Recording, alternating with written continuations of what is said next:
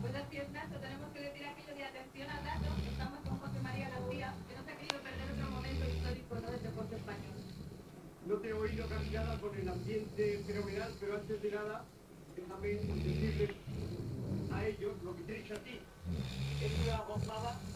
Yo he venido hoy porque fíjate el equipaje que tengo, que aquí me equipo y todo, y es una gozada ver un partido y escuchar a Nacho y a Tomás, porque yo que discrepo tanto de cómo se está haciendo actualmente el fútbol en televisión, ver un partido de tenis es otra cosa, así que para nosotros, felicidades. Bueno, ya habéis traído compañeros. África, el maestro es él, dice lo de nuestra parte. Hemos aprendido. Es usted.